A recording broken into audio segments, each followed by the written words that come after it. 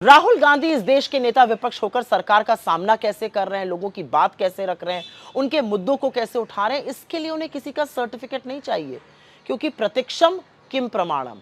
लेकिन राहुल गांधी को भला बुरा कहना, उनके ऊपर तीखी टिप्पणी करना, अनर्गल आरोप लगाना जितना बीजेपी का पसंदीदा काम है, उतना ही कुछ लिबरल्स का भी है। एक ऐसे लोगों की पूरी जमात है जो अपने आप को वैसे तो बीजेपी का घोर आलोचक बताते हैं, लेकिन इस देश की बर्बादी के लिए बीजेपी से पहले राहुल गांधी से सवाल पूछते हैं, उनको जिम्मेदार ठहराते हैं।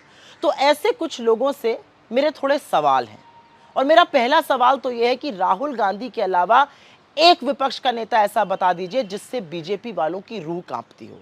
राहुल गांधी के अलावा एक विपक्ष का नेता ऐसा बताइए जिसके बारे में यह दावा किया जा सके कि दुनिया इधर से उधर हो जाए, वो बीजेपी से हाथ नहीं मिलाएंगे, समझौता नहीं करेंगे। एक ऐसा नेता बताइए जो नरेंद्र मोदी की आंख में आंख डालकर उनको कॉम्प्रोमाइज और उनको कायर कहता हो। एक ऐसा नेता बताइए जो बिना लाग लपेट के मोदी और अडानी के रिश्तों की जो कलई है वो भरी संसद में खोलता हो।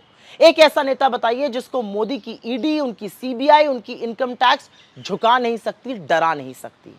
एक ऐसे नेता जिसकी ट्वीट मात्र से पूरी सरकार हरकत में आ जाती है।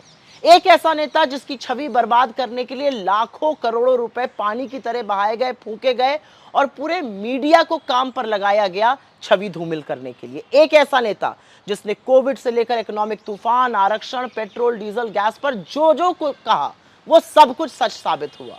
एक ऐसा नेता जिसको गलत सिद्ध करने के लिए पूरी बीजेपी, सारे मंत्री, सारे सांसद, प्रधानमंत्री तक को जुटकर झूठ बोलना पड़ता है। एक ऐसा नेता जिसने नफरत से झुलसते हुए इस देश में मोहब्बत की बात करी। एक ऐसा नेता जिसने कन्याकुमारी से कश्मीर पैदल नाप दिया जिससे कि यह देश, ये वतन जुड़ा रहे। एक ऐसा नेता जिसने अजनबियों को गले लगाया, लोगों के आंसू पोंछे, उन्हें विश्वास दिलाया कि वो उनकी आवाज है, उनकी उम्मीद है, उनका बंदा है, उनका रहनुमा है।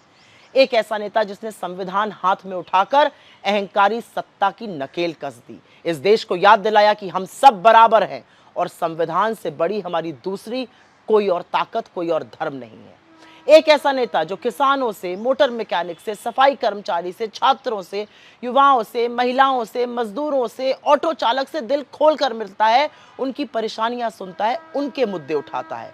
एक ऐसा नेता जो अपनी सरकार रहने के दौरान भी महाराष्ट्र के यवतमाल में एक गरीब किसान विधवा कलावती के घर पहुंचकर उसकी समस्या सुनता है, जो भट्टा परसौल पहुंचकर अपने हक की लड़ाई लड़ रहे किसानों की आवाज को और बुलंद करता है। एक ऐसा नेता जिसकी पहल से भूमि अधिग्रहण कानून बना, किसानों को उनकी जमीन का चौगुना मुआवजा मिला।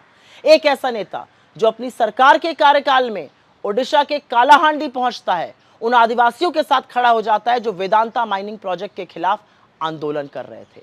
एक ऐसा नेता जो श्रावस्ती में दलित ग्राम प्रधान छेदी पासी के घर जाता है, बुंदेलखंड के मेडकी गांव में दलित कुंजीलाल के घर जाता है, अलीगढ़ के मरोड़ गांव में रघुवीर नाम के एक दलित आदमी के यहां पहुंचता है, अमेठी की सुनीता कोरी के घर पहुंचकर उनकी समस्याएं सुनते हैं, उनका हल निकालते हैं। तो असलियत यह है कि तमाम हमले, तमाम धमकियां, तमाम दुष्प्रचार के बावजूद भी अगर कोई एक अकेला आदमी बिना डरे, बिना समझौता किए अडिग होकर इस सरकार से लड़ रहा है तो वो राहुल गांधी हैं, और उन्हें किसी का सर्टिफिकेट नहीं चाहिए।